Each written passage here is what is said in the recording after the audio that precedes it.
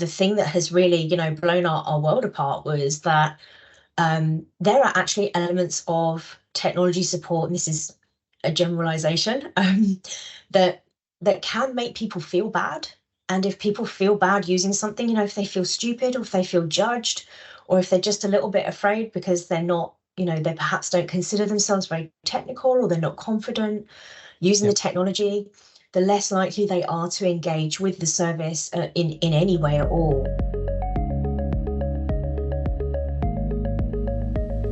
Yeah, so welcome everyone to this video podcast where we're going to be talking about how emotions affect adoption in the digital workplace. I'm John Scott, I'm the head of user experience at Content Formula, and we're a digital workplace consultancy. We basically design, build and maintain intranets and other digital tools for companies to help them do those things better. And I'm here today with Lucy, who is our guest, Lucy Selby. And Lucy, maybe I can ask you to introduce yourself, if that's okay. Yeah, hi. So I'm Lucy Selby. I've been working at Fidelity International for about 13 years now. I'm a senior technical consultant. Most of my time is spent in the automation, employee experience space, digital employee experience space. I also do solution design and service design. Most of the work that I do is around the corporate enabler group, so technology services, HR, legal, and intranet services. Excellent. Okay, thanks, Lucy. Yeah, and so tell us what got you interested in looking at the impact of emotions on like the usage of applications, you know, broadly speaking. Well, so we've been on a bit of a journey with this, actually. We were replatforming one of our technology offerings. And as we were in that space of change, we thought, you know, this is a really good time to just check in with our user base and find out how we're doing.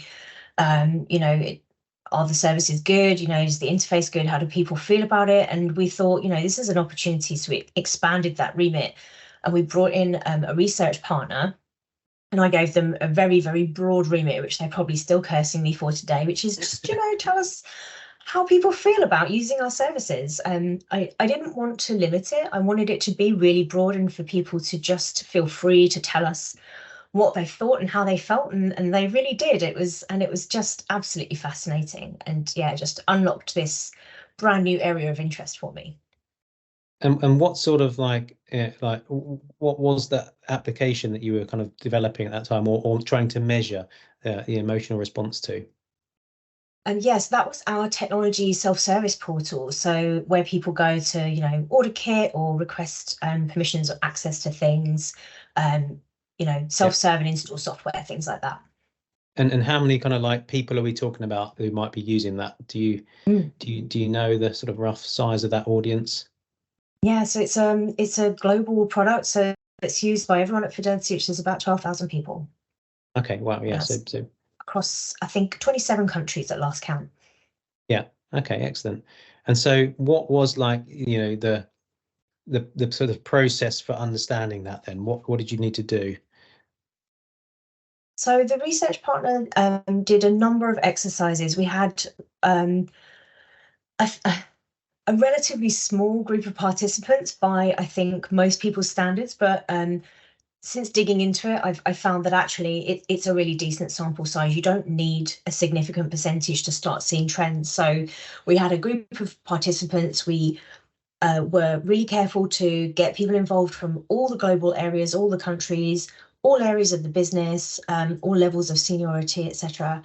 And we had small group exercises, large group exercises, and one-on-one interviews and research exercises that we did. So it was over, I think, the course of 2 or 3 months, just having a number of different sessions with people. This was really important because there'll be the dynamics of the group completely change depending on how many people are present. You'll have certain people that are really comfortable speaking up in a small group of 3 or 4 people, but would never speak, you know, in a larger group, and perhaps wouldn't be so candid one-to-one. But a small group can create a higher degree of psychological safety, so people feel a lot more comfortable sharing. And it really just depends how that person feels comfortable. So you get really different results according to the different group sizes. So that's why we approached it in that manner. Yeah, that makes sense. So we've also found that when doing our research into sort of, you know, the needs of employees in an organization for their intranets or other tools and software, that, you know, we do need to think carefully about how we group people together during that research phase. You know, if we put a very senior person in a workshop or a focus group with lots of junior people, chances are we won't get that much valuable feedback from the junior people. So you do have to think about that carefully. And language as well, you know, just to jump off your point there. So, you know, obviously we are a global company, and you know, that's, I think, really normal. Most companies are global and have lots and lots of different languages. So if you have somebody who's, you know, English language skills maybe are not so strong, and you put them in a group with, you know, 100% other people who have English as their first language, you're much less likely to get that person's input because they're not going to feel confident or comfortable. So yeah, language, the language element of what you were just saying there is really important too. Yeah. And so what are the like really interesting things that you found out then from the research? What were the kind of key takeaways that you got? Oh, so many. I'll try and just pick out a few of the heavy hitters. You know, it was really illuminating. So really, in terms of support and interacting with technology, people like people, and at Fidelity, people really like people an awful lot. The more somebody works within the technology space, so the nearer somebody is to that sort of core technology function, the more comfortable they are engaging with virtual support elements. And the further somebody is away from technology in terms of their daily role, the less comfortable they are interacting with, you know, say a virtual agent or a chatbot, and also the less comfortable they are self-serving. One of the key takeaways, and I think the thing that has really, you know, blown our world apart, was that there are actually elements of technology support, and this is a generalization, that can make people feel bad.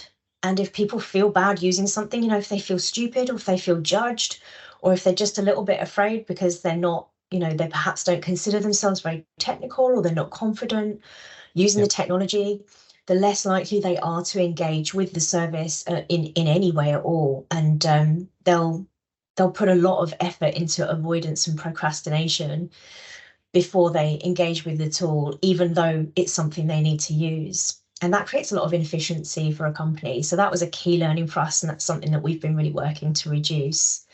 Yeah. So how people feel about using any kind of digital product really matters.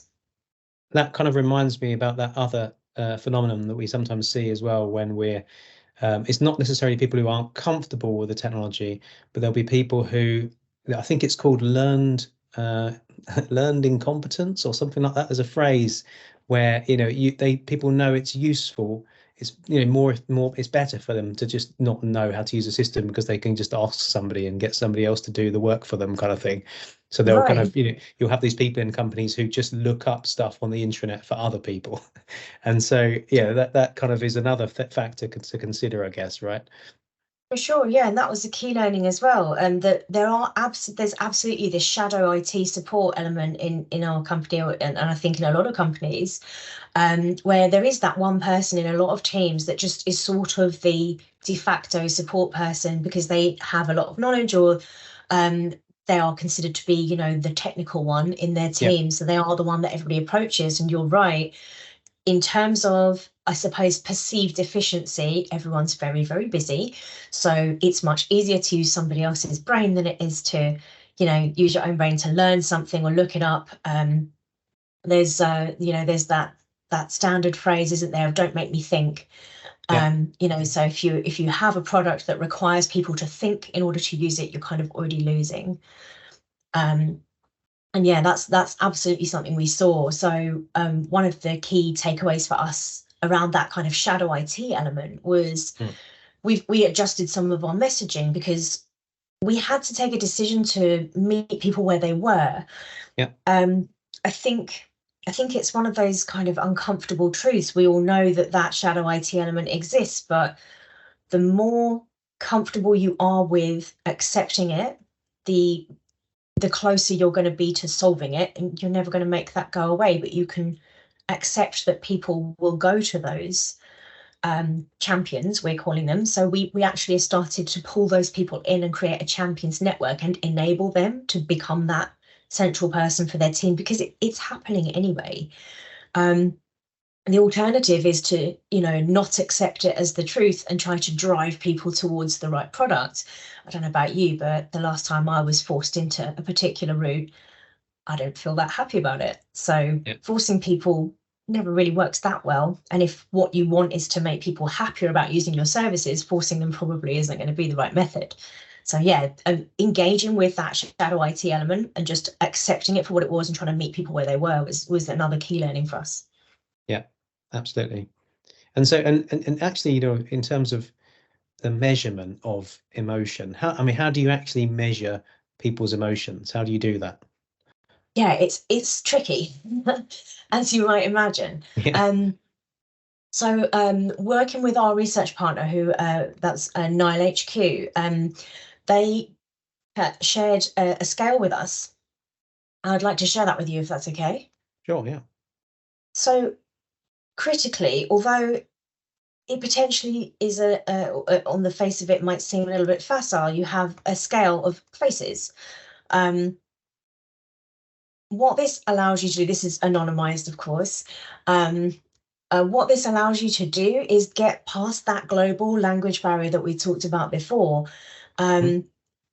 You don't have the same names for emotions in different cultures and different countries. For example, you have that amazing word Schadenfreude in German, which is, everyone can reach for that emotion when I say it. We all know what it means, but it takes a sentence in English to explain it. We don't have an equivalent word. Yeah.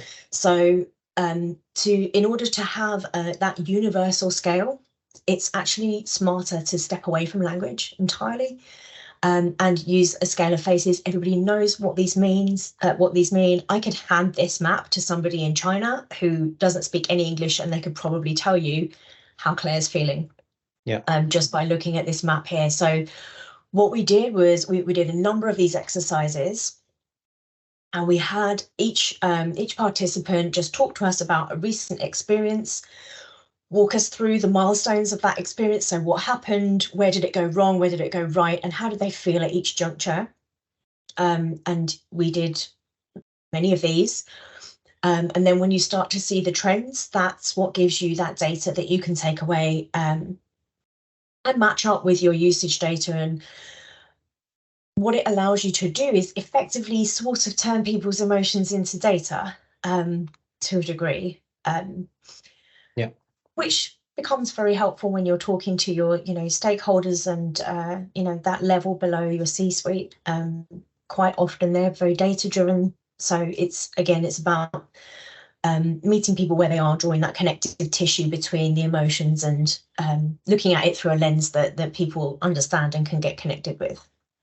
So this is, I guess, this is kind of qualitative, isn't it? Where you have to sort of spend time with a number of users of a platform to understand what their interaction looked like and what their emotional journey looked like, right? This is their emotional journey, completing an interaction or a task.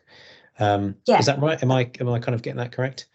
You're exactly right. Yeah, and it is very time consuming, but it's definitely worth getting down to that granular level. As I mentioned, you do a few of these, and those trends start to come through really quickly.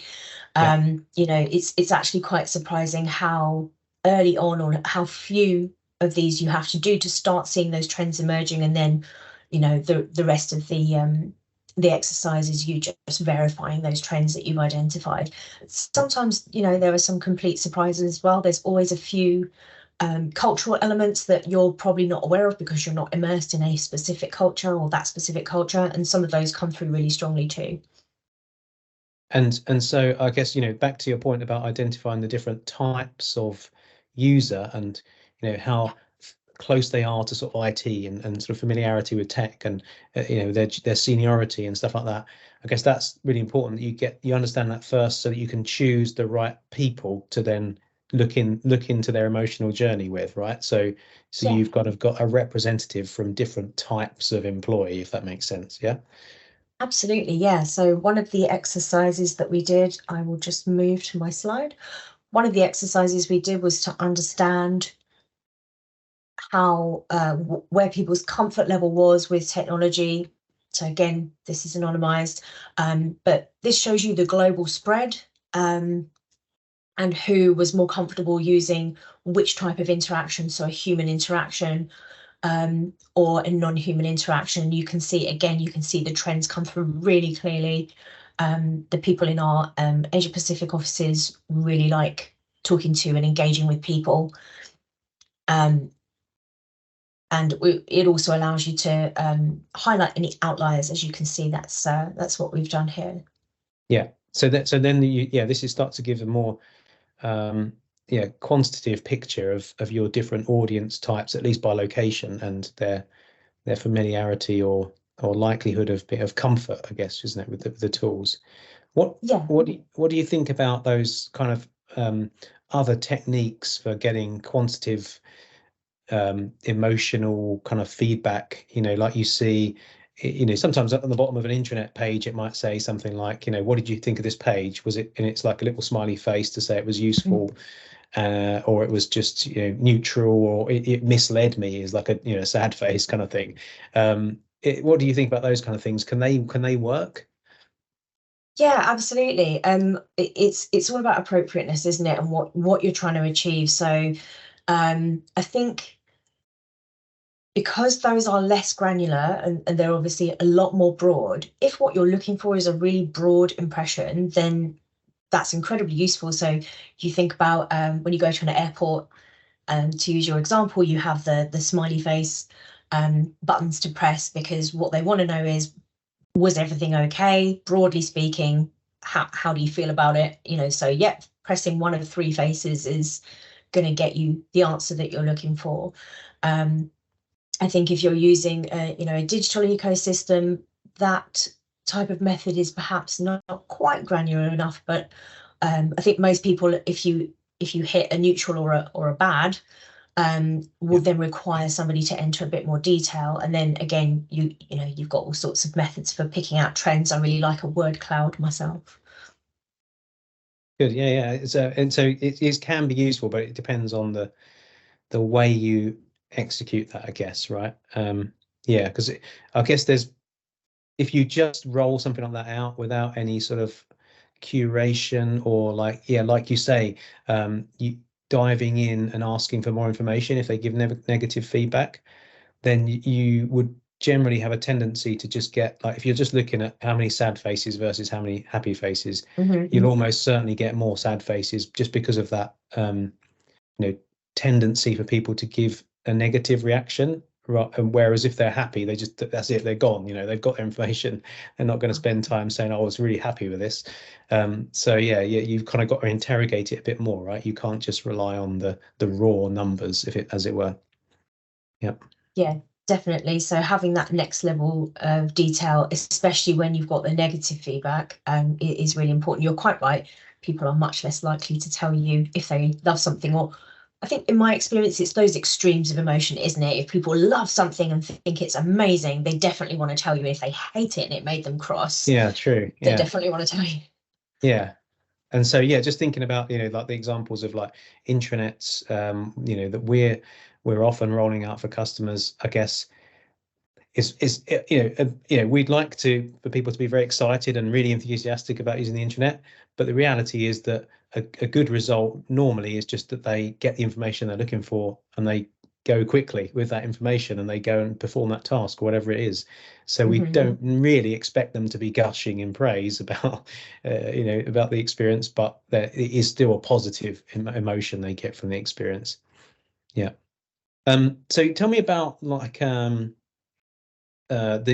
terms of mapping, is it possible to map the sort of emotional journey data alongside like other standard traffic information about the use of a platform?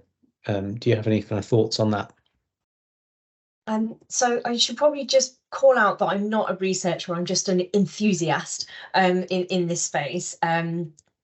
Personally, where I have used this sort of data is alongside usage data, so alongside those volumetrics, to create a kind of a connective tissue in between that 30,000 foot view and the 3 foot view, if you like, Yeah. because what you have is your usage data.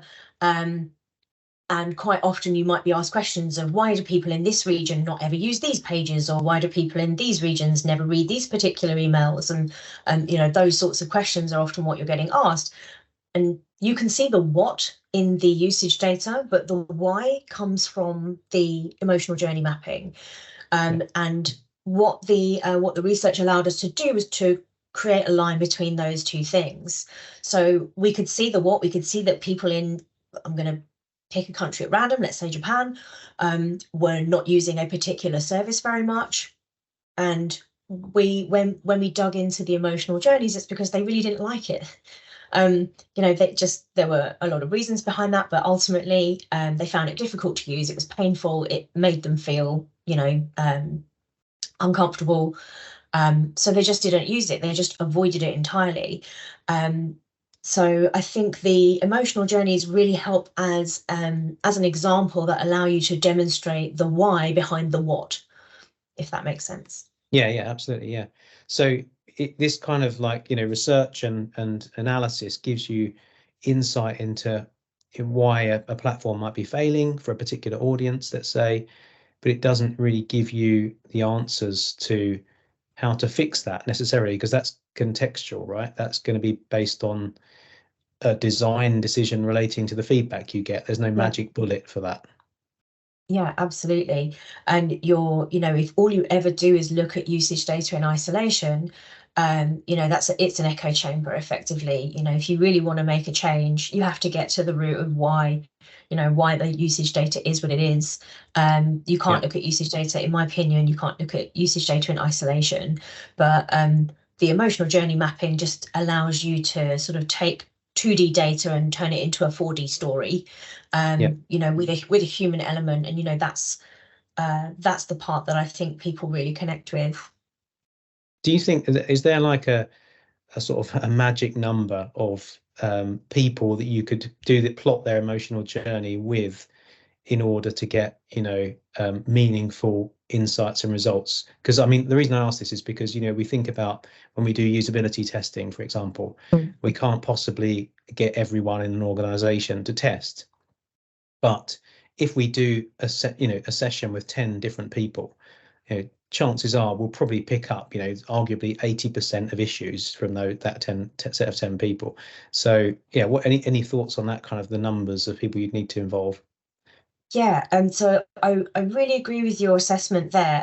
I asked our research partner the same thing, because we were getting a lot of feedback from our stakeholders that our participant group was too small. They were very concerned about it, but the researchers assured us and said, actually, you really only need quite a small number as a minimum. Obviously, more is better, but once you get past 10, really all you're doing is just verifying your findings, because, you know, those trends will come through, you know, really strongly with a relatively small participant group. I don't think I would want to go smaller than 10 unless it was a much smaller company. But 10's definitely a good minimum. It's a good floor to have, I think. Yeah. Okay, cool. And in terms of like the other people involved in this sort of project, I'm thinking not about the end users, but the, you know, the stakeholders who are kind of maybe have sanctioned this research and this investigation. How did they respond to seeing sort of emotional journey information? What was their response to it?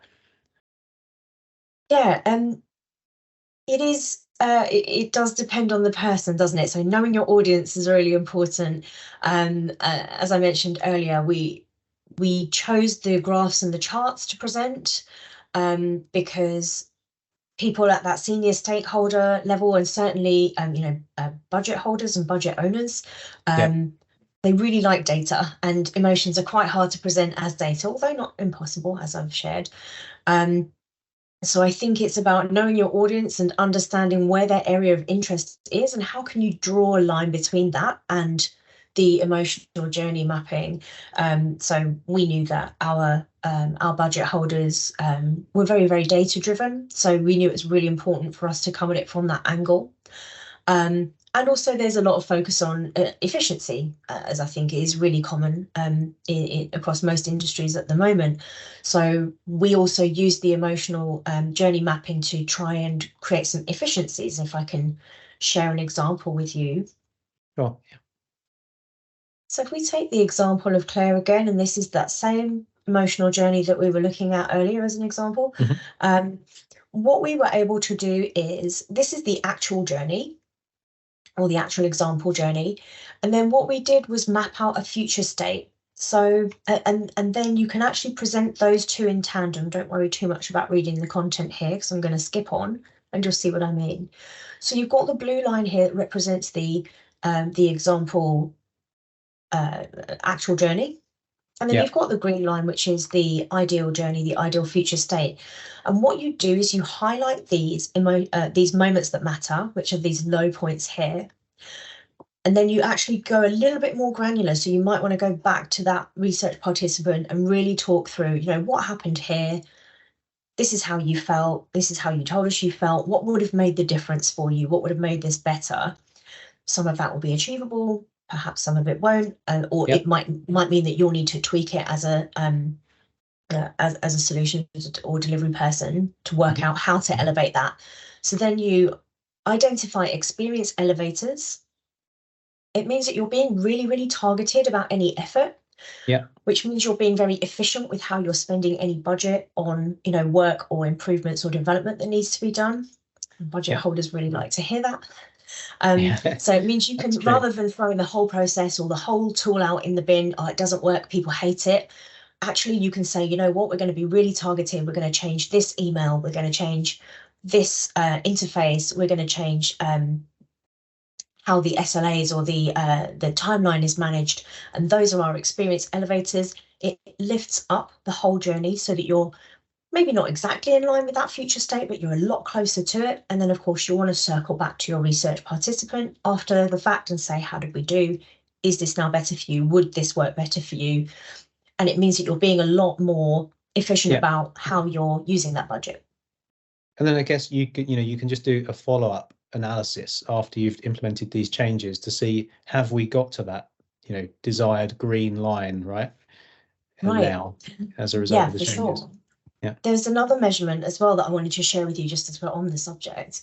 If we think about the original journey here, and we were talking about usage data a little while ago, and one of the reasons this is so important is because if all you do is look at usage data in isolation, what that's telling you is that here's Claire engaging with the support framework, her problem gets fixed, she goes away happy or moderately happy. But that's clearly not the whole story. And what you've got preceding this is a whole lot of wastage, a whole lot of inefficiency and avoidance. And that's Claire, not doing what the company pays her to do. All of that impacts the company's bottom line. It's subtle, but it is an impact. And that's important to understand, that how somebody feels about using a certain tool or digital ecosystem actually can impact the company's bottom line. And looking at usage data in isolation just tells you from this point onwards. So really what you want to do, it's not just about how quickly you fulfill the request once you hit this point. It's about how you remove all of that wastage that precedes that point. So one of the things that we're going to be doing is asking people when they do hit our support framework, how long have you had this issue for, or how long did you wait before you reported this? Because that allows us to measure whether we're managing to attack this this period of avoidance and wastage. And that is something that you can measure. And measure is a good word here, because you are measuring that, right? And so one of the things that traditionally is, it can be a bit difficult with intranets is to prove ROI, return on investment, for making a big update to the intranet and making improvements, because I guess people can always say, well, this information is on our intranet today. I mean, our intranet may just be a set of folders that you browse through to get stuff, but it's there, people can get it, so why do we need to spend money making the intranet better? And But actually, if using this sort of analysis, you can say, well, yeah, here's the current picture of the emotional journey for people using those folders to find information. And then, actually that would immediately, I think, make people sit up and listen and say, oh, okay, actually, yeah, this doesn't look good. All that wastage, as you put it, is terrible. Sure. It's obviously terrible. Yeah. That's one of my favorite points. I call it the captive audience concept. As service providers internally, one of the key learnings that we took away from this research exercise was that our internal customers, employees, have the exact same expectations of us as they do any external service. The internal service providers don't always have that same perception. I think there's a pervading sense, not specific to Fidelity, but I think it's fairly common, which is, well, they're a captive audience, where else are they going to go? They have to use it. But as we saw from Claire's journey there, that's what happens. That's what a captive audience that doesn't enjoy using your digital ecosystem, that's what that looks like. All of that wastage, all of that avoidance. And as I said, that impacts the company's bottom line. So, this journey mapping really allows you to bring that point home to anybody who is challenging, that ROI point. And also, not everything that has value is measurable. And I think it's important to be able to have an honest conversation about that. And when you are challenged on providing or proving ROI, it's quite tempting to respond and say, yep, absolutely, we're going to measure everything. Here are the measurements we're going to give you. We can prove ROI, no problem. But I think that, there is an alternative response to that. And that is, that actually there are lots of intangibles as well that are not measurable, but we know they provide value. The example I always like to use is, does everybody think that, team building and team building exercises and team building days has value? Do we all think that that's a useful thing to do? Generally, everybody says yes. And then I say, prove it. Yeah. There are lots of examples out there of things that we all know have value, we all know have benefit, and you can't necessarily always draw a straight line from one to the other. So there are things that you can measure and there are things that you can't, and they all provide value just the same. Yeah, absolutely. Yeah, I couldn't agree more with that.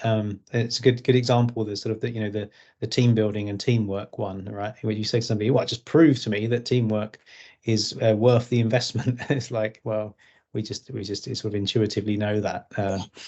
Yeah, that makes sense. Oh, because we're humans. Yeah. So what's next? What do you plan to do next, either with this, sort of this platform, this project, or in other areas? Yeah, so right now I am busy delivering the alternative replatformed option that started off this entire journey, and I'm so close to delivery, nearly there, just in the final push, and that's going to contain an awful lot of adjustments that we've carried forward from this piece of research. So I'm really excited to go back and retest with all of our research participants. Actually, we kept them with us the whole way through. It has been quite a lengthy process, but as they were engaged and we spent, they gave us so much of their time, we really wanted to really show them what we did with the information they gave us. They gave us some of their time they sacrificed, so we wanted to prove that we did something good with that time sacrifice. So we've been using that same research participant group as our testers, business UAT testers. And then, once my solution goes live, we'll be circling back around and asking them again how we did, get them to measure our progress and see if we've got anything else that we can learn from them and take forward. And do you also use those people not just to sort of validate and test and that make sure what you're doing is working, but do they play any kind of role in that more sort of traditional champion type scenario where they advocate as well, for the solution? Damn, you're on to me, John. That was my secret. Yes, we will be hoping that they are going to advocate for us and spread the word out there in the business and in their in their teams, and help us with our engagement going forward. Yeah, it actually it reminds me that sometimes, like during the sort of this discovery phase of a project where we're doing the research and listening to users and stakeholders, and we actually sort of actively try to involve naysayers as well at that stage, because by involving people in the design process, you sort of naturally turn them into advocates, because Yes. they feel listened to. They see that you target the things that they've said are pain points, and they see you trying to fix them. And if you do fix them successfully, they're just immediately converted. So it can be really powerful as a sort of a mechanism to involve people in the process, right? Yeah, I love that. It's quite sneaky, and so I'm a big fan already of that as an approach. Yeah. Okay, so what would be your like kind of top tips for anyone who is sort of trying to tackle this, and do some research into the emotions of their user base? I would say probably start small. It is quite time consuming, so don't be tempted to take a percentage of your user base and go after that as a group of research participants. It's fine to start small. Expect it to take a long time, but expect the results to be quite explosive. Be ready for some surprises. And obviously be open to that. As I mentioned, there was some cultural touch points that we weren't expecting. And as you come across those, you may need to adjust how you're approaching the research, if you do hit any of those cultural Yep. differences. So yeah, you might need to be ready to adjust. Excellent. And is there anywhere that people can know can find out more about this subject? Are there any kind of good resources that you consulted or you're aware of that people might turn to? Yeah, I did a lot of quite broad reading around this subject. It's absolutely fascinating to me. So, a huge fan of Simon Sinek's, that I think it's called The Power of Why. And also a little bit left field, but bear with me. There's a great book by Brene Brown, and actually anything by Brene Brown is fantastic. But she's done a great book called The Atlas of the Heart. I know that sounds like a kind of a Mills and Boon book, but what it is um, it's actually detailing each emotion and how it presents. Because emotions can come in disguise. Sometimes emotions will present as one, but they're actually another. And she details really, really cleverly the differences and how you can identify them, and the ones that seem similar but are actually different. And that was a huge learning for me, because there have been emotions I've been mislabeling for a really long time, and that blew some of the research wide open, actually. So I highly recommend that. Great, excellent. Okay, yeah. Thank you very much for your time, Lucy. Really appreciate you joining us and sharing that advice. It's pretty brilliant. Thank you, John. Such a pleasure. Cheers.